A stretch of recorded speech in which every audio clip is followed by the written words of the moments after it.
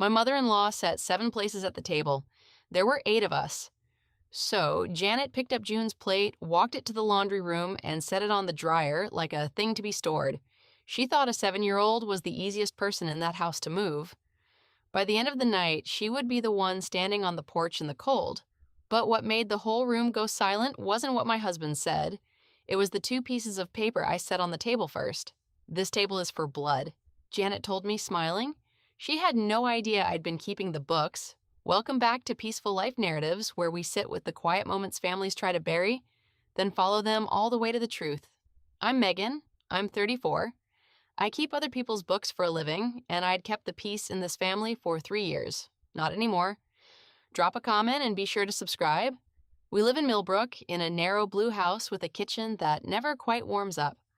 June's drawings cover the refrigerator edge to edge taped over the handle, so you have to peel one back to grab the milk. Greg is a calm man with sawdust permanently in his cuffs.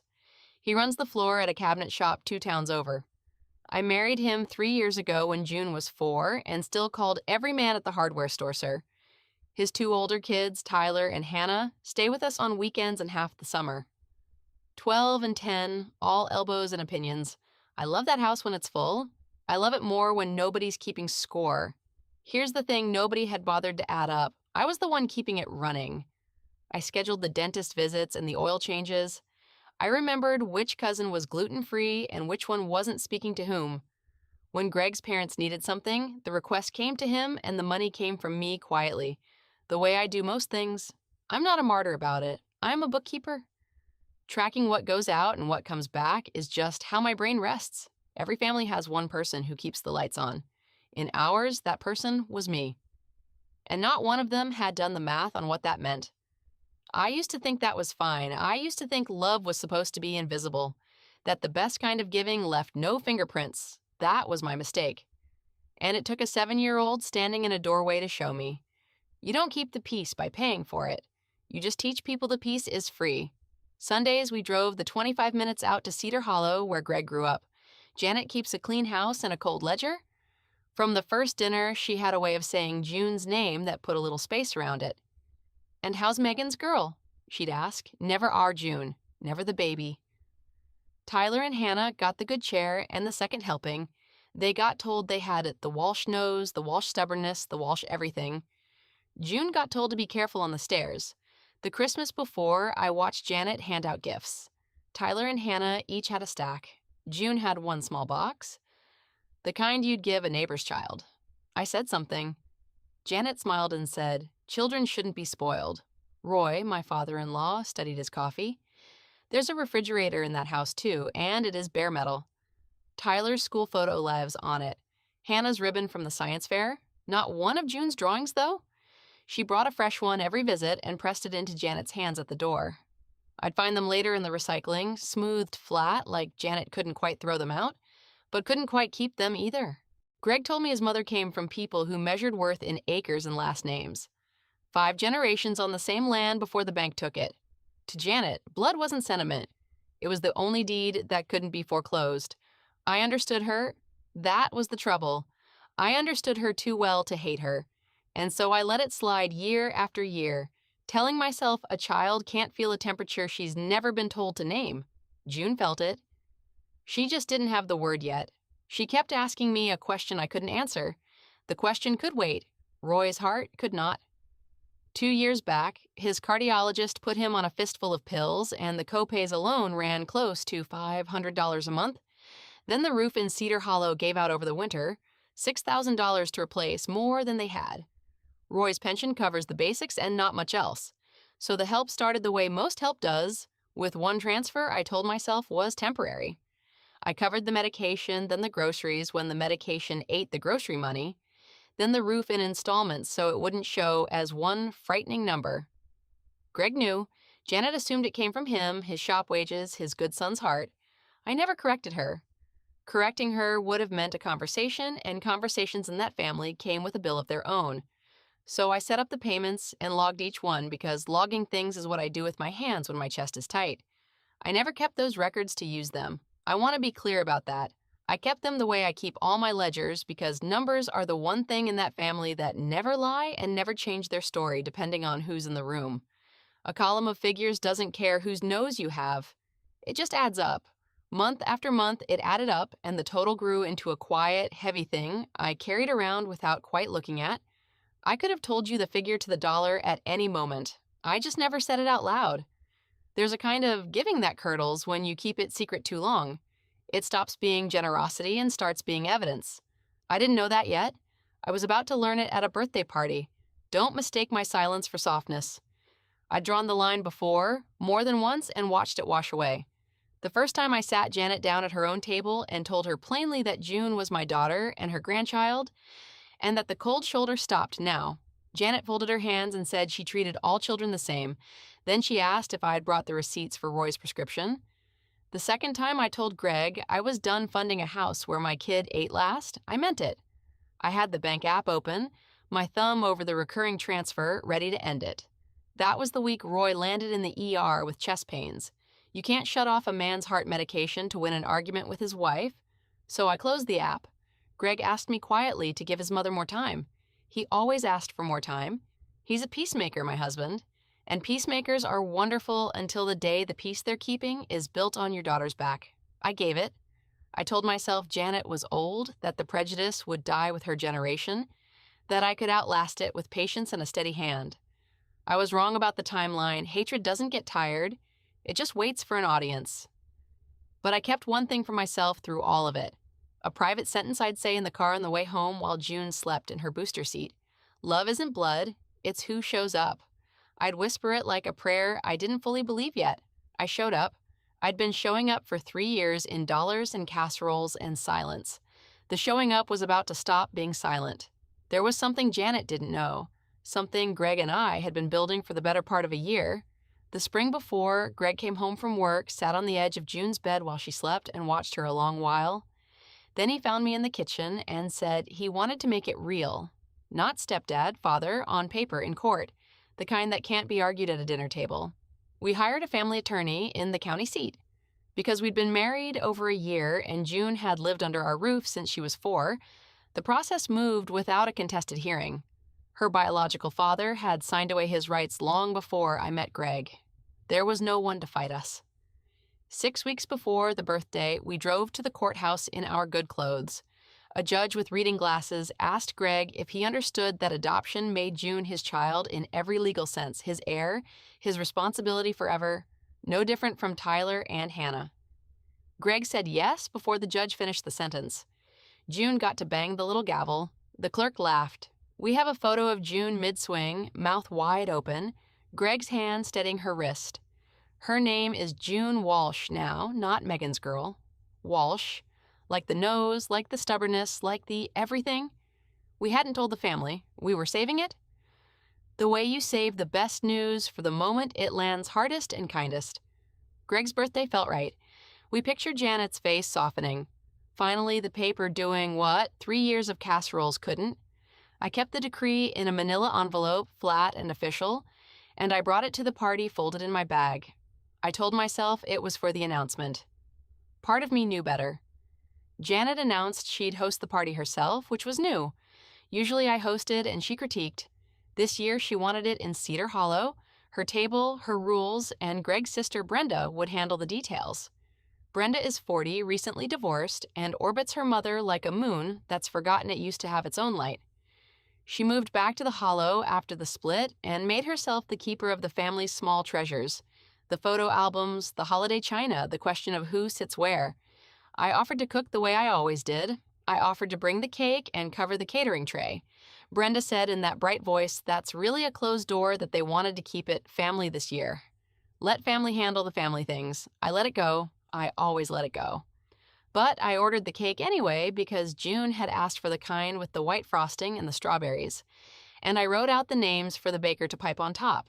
Greg, Megan, June, Tyler, Hannah, Janet, Roy, and Greg's sister Brenda. 8 names across the top of that cake. 8. I remember thinking it was a good number, a full number, the number of a family that had grown instead of shrunk. On the phone, Brenda asked if we'd need a kids' table, then answered herself before I could. Probably not, she said. Probably the children could sort themselves out. I should have heard it then. The trap was already set. The chairs already counted in a house I didn't control. I was bringing a cake with 8 names to a table laid for 7. We drove out on a gray Saturday. The cake box belted into the middle seat like a third child. June wore the green dress she'd picked herself and held a rolled-up drawing on her lap the whole way. "A surprise for Greg," she said. No peeking. Tyler and Hannah rode with us too, fresh from their mothers, arguing about a video game in the easy way of kids who feel safe. Greg hummed. I watched the fields go by and felt for once almost hopeful. Today we'd tell them. Today the paper would speak. Janet met us at the door with a hug for Greg, a nod for Tyler and Hannah, and a there she is for June that didn't quite reach her eyes. The house smelled like pot roast and lemon polish. The dining room had been set with the good china, the cloth napkins, the heavy silver that only came out for special occasions. I set the cake on the sideboard and did the thing I always do in a new room. I counted 7 chairs, 7 plates, 7 napkins folded into little tents. I counted again because I'm a bookkeeper and the first count is never the one I trust. 7. Brenda came through with a pitcher and caught me looking. "We're a little tight on space this year," she said, not meeting my eye, arranging the water glasses just so. Tyler had already flopped into a chair. Hannah claimed the one by the window. That left by my arithmetic exactly enough seats for everyone at that table except one. June stood in the doorway with her rolled-up drawing, looking at the grown-ups, looking at the chairs, doing the same small math I was doing, and arriving at the same cold answer. She didn't say anything. She just moved a little closer to my side. Before dinner, the neighbors came by, the Hadleys from down the road, to drop off a card for Greg. Janet lit up. She put a hand on Tyler's shoulder and one on Hannah's and presented them like exhibits. "These are the grandchildren," she said. "Tyler's going to play ball in high school. Can you believe the size of him?" The Hadleys made the right noises. June stood 18 inches away, holding her drawing, smiling up, waiting to be introduced. She wasn't. Janet's hand never moved off Tyler's shoulder. The Hadleys said their goodbyes and didn't learn June's name because, in that room, June didn't have one worth saying. June tugged my sleeve and asked me the question. The one she'd been circling for a year finally said out loud, quiet enough that only I could hear. "Mommy, am I a grandkid too?" I knelt down right there on Janet's polished floor. I told her yes. I told her she was somebody's whole world and a lot of people's grandkid, and that the people who couldn't see it were the ones missing out. She nodded the way kids do when they want to believe you and can't quite. Behind me, I heard Janet and Brenda in the kitchen, not bothering to lower their voices much. Brenda murmured something about the seating, about keeping it simple, and Janet said the thing she'd say twice more before the night was through. The sentence that became the spine of everything that happened. "This table is for blood." June heard it. I watched it land on her, watched her file it next to the bare refrigerator and the recycled drawings, and the one small box at Christmas. She didn't cry. She just got very still the way I get still. And I understood for the first time exactly whose daughter she was. Greg missed all of it. That's the cruelty of these things. They happen in the corners, in the kitchen, in the half-second when the good man is in the other room admiring a card. He was out on the porch with Roy and a neighbor talking gutters and ball games. The birthday boy being celebrated in the way he liked best, which was quietly. He didn't see Janet's hand stay put on Tyler's shoulder. He didn't hear the sentence. If I'd walked out and told him, he'd have come in and there'd have been a scene. And June would have learned that her belonging was something the adults had to fight about in front of company. I didn't want her to carry that. So I made a calculation, the kind I make all day with other people's money. I weighed the cost of waiting against the cost of erupting, and I chose to watch a little longer. I kept June close, I kept my bag closer. Inside it, flat against the lining, was the manila envelope, and beside the envelope was a second folder I'd printed the night before and told myself I wasn't really bringing. 3 years of transfers, dated, totaled, sorted by category, medication, roof, groceries. I'd printed it at midnight while Greg slept, telling myself it was for my own records, for tax season, for any reason but the real one. You don't bring your books to a birthday party unless some part of you already knows the party is going to become an audit. I stood in Janet's dining room with my daughter's hand in mine and a ledger in my bag, and I waited to see how far she would go. I didn't have to wait long. Dinner was ready. Janet called everyone to the table, and the table, I knew, had 7 chairs. While Janet carried the roast in, Brenda did the quiet work that makes cruelty look like logistics. She drifted over and suggested, all reasonableness, that June might be more comfortable in the den. There was a TV in there, she said, and a folding tray. And wouldn't a little girl rather watch cartoons than sit through grown-up talk? She framed it as a kindness. She always does. I said June was comfortable right here with her family. Brenda's smile tightened. She lowered her voice and got to the actual point, which was never about comfort. The photos, she said. After dinner, they were doing the family photos, the ones for the wall in the hallway, and Mom wanted those to be just the grandchildren. The real grandchildren, she said, and then caught herself and didn't take it back. I understood then that this wasn't Janet improvising. This was planned. The chair count, the den, the photos, the careful exclusion dressed as practicality, all of it decided before we walked in. Brenda glanced toward the kitchen, toward her mother, the way she's glanced at her all her life, checking she'd done the assignment right. Here's what I'd figured out about Brenda over 3 years. She wasn't cruel because she hated June. She was frightened. The divorce had left her with nothing of her own, and her mother's approval, her mother's house, her mother's eventual estate was the one inheritance she still felt entitled to. Every place set for my daughter felt to Brenda like a slice taken off her share. So she counted chairs and policed photos and called it tradition. Janet appeared in the doorway with the roast and the carving knife. She looked at June standing by my side exactly where June belonged, and I watched her decide that wouldn't do. "June, honey," she said, "come here a minute." Roy saw it coming before the rest of them. He'd come in off the porch and lowered himself into his chair at the head of the table, moving the careful way he moves since the heart trouble. He watched Janet set down the roast and call June over, and something crossed his face, something tired and ashamed. "Janet," he said, "she's just a little girl. Let her sit." It was the most he'd said on the subject in 3 years. For one second, I thought he might be the one to break it. Janet didn't even look at him. "Stay out of it, Roy. I'm handling the table." And he did. He stayed out of it. He picked up his fork and turned it over in his hand and looked at the cloth. And the small, brave thing in him folded back up and went quiet. I felt sorry for him, which annoyed me because feeling sorry for Roy had cost my daughter 3 years of cold dinners. Here is a man who knew better than anyone at that table who'd kept his prescriptions filled and his roof from caving in. He knew it wasn't his son's wages. He'd seen the same envelopes I had. And still, when his wife told him to sit down, he sat down because Janet's disapproval was a weather he'd spent 46 years learning to survive by not making any sudden moves. I didn't hate him for it, but I stopped excusing it. There's a difference between a man who does wrong and a man who watches wrong happen and decides his comfort is worth more than a child's place at a table. Before Janet could steer her toward the den, June did the thing she'd planned the whole drive out. She crossed to Greg, who'd just come in from the porch, and she unrolled her surprise and held it up with both hands. "Happy birthday, Daddy." The room paused. It was a drawing of all of us, the way June draws, big heads and small bodies, and a yellow sun in the corner with a smile in it. 5 figures in a row holding hands. She'd labeled us in her careful first-grade letters, Mommy, Daddy, me, Tyler, Hannah. We were standing in front of the blue house in Millbrook, and everyone had the same enormous grin, even Tyler, who in real life had not grinned since he turned 12. Greg took it like it was made of glass. He got down on one knee to be level with her and looked at it for a long moment, and I saw his jaw work. "This is the best present I've ever gotten," he said. And he meant it, and June glowed. Janet behind them glanced at the drawing, and her mouth did a small cold thing. "That's a nice drawing, sweetheart," she said in the voice you'd use for a stranger's child who'd handed you a dandelion. Then to the room, brisk. "All right, dinner's getting cold." She wanted the moment over. She wanted the 5-figure family folded up and put away, because a family of 5 with June in the middle of it was an argument against everything she'd built her table on. Greg rolled the drawing up gently and tucked it under his arm to keep it safe. He'd forget he was holding it later until the worst moment when it would fall.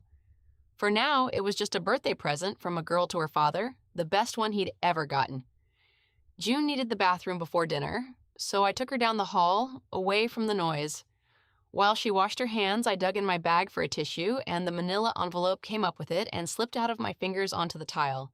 It landed face up and slid open, and there it was under the bathroom light. The decree, heavy paper, the county seal pressed into the corner, the judge's signature in real ink. In the matter of the adoption of a minor child, June Walsh. Parent, Gregory Walsh. The word heir wasn't on the page, but I knew the law behind it. The attorney's plain explanation in his plain office. Finalized adoption makes the child a legal child in every sense. Inheritance, benefits, name. Everything Tyler and Hannah had by birth, June now had by order of the court, and no dinner table on earth could repeal it. I picked it up off Janet's bathroom floor and smoothed it flat against my thigh, the way I smooth every important paper. And I read it again, slower. June was drying her hands on the little guest towel that probably wasn't meant to be used. She didn't see my face, good, because my face in that mirror had stopped being the face of a woman keeping the peace. I folded the decree back into the envelope along a crease I now knew by heart. I made myself a quiet promise in that bathroom, the kind you don't take back. Tonight, if Janet put one hand on my daughter, this paper was going on her table face up in front of everyone. Not as a weapon, as a fact. The one thing in that family that didn't care whose nose you had. I slid the envelope back into my bag where it sat against the folder of 3 years of numbers, fact beside fact. And I took June's hand and walked her back toward a table that did not want her. I keep books for a living, so let me tell you what I told myself in that bathroom. Write down who shows up for your kids, save it somewhere quiet. You may go your whole life and never need the list, but the night you finally do, you'll be glad the numbers are on your side and not just your memory. If you've ever kept a record like that, you already understand. Stay with me. It's about to matter. Dinner was called. Everyone moved toward the dining room, and the choreography Janet and Brenda had rehearsed clicked into motion. Tyler and Hannah took their assigned chairs. Greg was waved toward the head of the table near Roy, and Brenda put her hand lightly on June's back and began to steer her away toward the den, toward the folding tray and the cartoons, and the careful exile dressed up as a treat. "Come on, sweetie. You get the special spot," Brenda said. June looked back at me, confused, her feet dragging on the rug. I was already moving, but at that exact moment, Greg had ducked into the kitchen to carry out the cake I'd brought, the one with 8 names.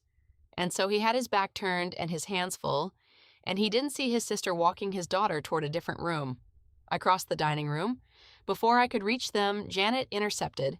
She stepped between me and June with the ease of a woman who'd spent a lifetime managing rooms, and she put her own hand on June's shoulder over Brenda's and turned my daughter gently but firmly toward the hall. "The children who belong at this table will sit at it," she said, pleasant as anything for the whole room to hear. "June can eat in the den. It's nicer for her. She'll be more comfortable." The word comfortable again. The kindest sounding cruelty there is. The table went quiet. Tyler stopped mid-sentence. Hannah looked at her grandmother, then at June, then down at her plate. Roy set his fork on the cloth. I felt the whole night narrow to a single point, the way a column of figures narrows to one total at the bottom. And I heard my own voice come out level and clear, the voice I use when a client's numbers don't add up, and I already know why. "She's staying at this table." Janet turned to face me fully, and her pleasantness hardened into something she'd been wanting to say for 3 years. "Megan, let the real children sit with their father tonight. It's his birthday." Her hand stayed on June's shoulder, holding her in place, pointed toward the door. "June can have her supper in the den. There's no shame in it. She's just not." And she paused and chose the cruelest possible honesty. "She's not his. Not really. Everyone here knows it." I'm not going to pretend at my own table. There it was, out loud, in front of Tyler and Hannah and Roy and the rolled-up drawing under Greg's arm in the next room. June stood frozen under her grandmother's hand. She didn't understand all the words, but she understood the shape of them, the way a child always understands when an adult is making them small. Brenda hovered, complicit, ready to walk her off, and Janet, sensing the room wobble, reached for her anchor, the sentence she trusted, the deed that couldn't be foreclosed. "This table is for blood." 3 times now I'd heard it. Once in the kitchen, once to the neighbors, now to my face with my child pinned beneath her hand. I want to tell you I planned what came next, that the bookkeeper had run the scenario and chosen the optimal move. I hadn't. I just knew, the way you know the floor is there in the dark, that the years of letting it go were over. My hand went into my bag. My fingers found the manila envelope, then the folder behind it. I didn't raise my voice. I've never won anything by raising my voice. But I took one step toward the table, and Janet, misreading me, decided to make her point with more than words. She moved to June toward the door. It happened fast, the way the worst things do. June planted her small feet because she didn't want to go, because everything in her was telling her to stay near her mother. And Janet, impatient now, performing her authority for the table, gave her a push. Not a shove that would bruise, a push that said, "You are a thing I can move." A push toward the front door and the cold porch beyond it, as if my daughter were a draft to be shut out. June stumbled. Her hand flew out and caught the door frame. And the drawing, the one Greg had tucked under his arm and forgotten, slid loose in the commotion and dropped to the floor between them. All 5 of us holding hands face up on Janet's hardwood. Nobody spoke. The whole room had gone the particular silence of people who've just watched a line get crossed and don't yet know who's going to do something about it. Hannah's eyes filled. Tyler stood up so fast his chair scraped. Roy half rose and sat back down. And June, my still and careful girl, looked at the drawing on the floor and then up at me. Not crying yet, just waiting. The way she'd waited her whole short life for an adult to fix the thing she couldn't name. I crossed the room. That was the second mistake Janet made that night. The first was thinking a 7-year-old was the easiest person in that house to move. The second was thinking I'd kept 3 years of records for nothing. I reached my daughter and I put myself between her and the door. And somewhere behind me in the kitchen doorway, I heard the cake plate touch the counter as Greg finally turned around and saw the room he'd walked back into. I knelt and picked up the drawing first. I don't know why that was the order my body chose, but it was the paper before anything else, smoothing it the way I smooth all the important papers. Then I stood and I picked June up onto my hip, though she's really too big for it now, and I set her down again behind me where the door couldn't reach her. I put my hand flat on her back so she'd feel it through her green dress, steady, present, here. And I straightened up to my full height between my daughter and her grandmother. I didn't shout. I want you to picture the opposite of shouting. I looked Janet in the eye and I said it slowly enough that every person in that room caught each word. Don't you ever put your hands on my child again. Janet blinked. She wasn't used to being addressed at her own table in a voice that didn't rise and didn't shake. People who rule by temperature don't know what to do with someone who's gone cold instead of hot. I'm her grandmother, she started, and I cut her off, still quiet. You're going to want to think very carefully about the next thing you say. Brenda had backed against the sideboard. Tyler had come around the table to stand near June and me, 12 years old and furious and not entirely sure what he was furious about. Only that his grandmother had pushed his little sister, and that was wrong in a way his body understood before his words did. The drawing was in my hand, the envelope was in my bag, and 3 years of every casserole I'd carried into that house, every prescription I'd quietly covered, every drawing I'd found smoothed flat in the recycling, sat up in my chest at once and became finally a single clear total. I was done keeping the peace. Greg stood in the kitchen doorway with frosting on his thumb and the birthday candles still in their box, and he read the room the way you read a car crash. All at once and too late. June behind me, eyes wet, the drawing in my hand, his mother's arm still half raised toward the front door, his sister pressed against the sideboard, his father staring at the tablecloth. He's not a fast man, my husband. He's a measure twice, cut once man. So he didn't roar in. He set the cake plate down on the counter very, very carefully, the way you set something down when your hands have started to shake and you don't want anyone to see. I'd never watched him do anything that slowly. What happened? He said, not loud, flat like mine. And the Hadley's card stood on the sideboard wishing him a happy birthday while his mother decided how much of the truth to admit. Nothing happened, Janet said. I asked June to eat in the den, and Megan made a production of it. Tyler's voice cut across the room before I could answer. Grandma pushed her. She pushed June into the door. A 12-year-old will tell the truth in a room full of adults who've agreed to lie. God bless him for it. Hannah nodded fast, backing her brother. Greg looked at his son, at his daughter. At the drawing, he suddenly realized he'd dropped. The one June had handed him 20 minutes ago. The best present he'd ever gotten, now creased from the floor. Something settled in his face, not rage, something quieter and far more final. The look of a man recalculating every Sunday dinner of the last 3 years and arriving at a number he should have run a long time ago. He walked around the table and stood beside me in front of June, and he said, "Tell me exactly what my mother just did." And with that, we'll pick up the rest of this story in the next part right here on Peaceful Life Narratives. If this hit close to home, drop a comment below and subscribe so you don't miss what happens when the books finally open on Janet's table.